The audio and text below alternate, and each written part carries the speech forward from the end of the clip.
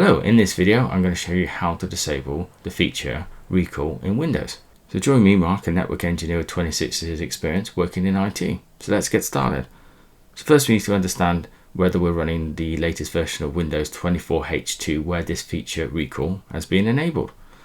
So let's first of all go down to the Windows Start menu, right click there and click on System. Okay, so if you're at the home, you want to click on System on the left here, scroll all the way to the bottom and click About.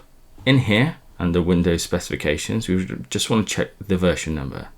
And as we can see here, we're running 24H2 where the recall feature has been enabled.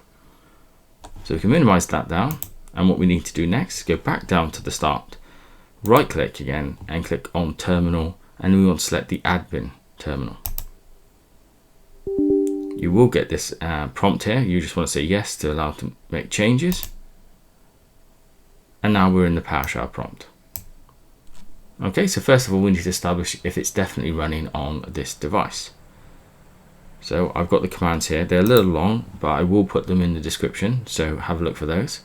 So this first one will check to see if the feature is running in using PowerShell. So right click and I'm going to do copy to this, paste that in.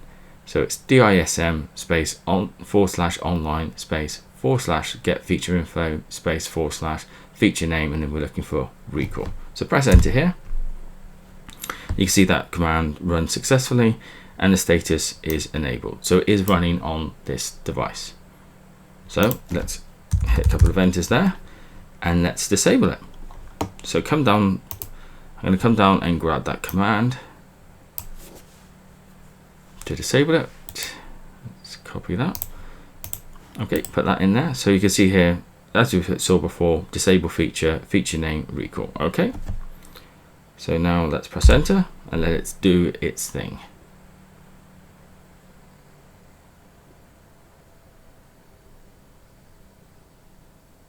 Okay, so it didn't take that long. You can see here it's asked me to restart the machine.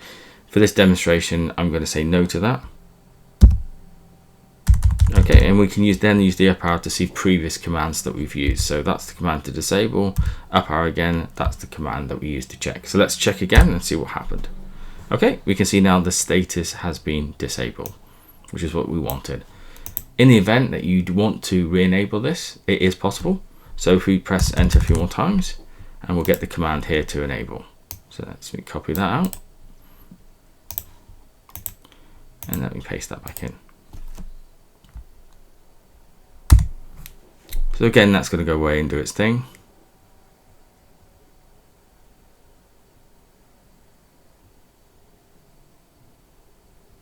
Okay, I'm going to say no again to restart.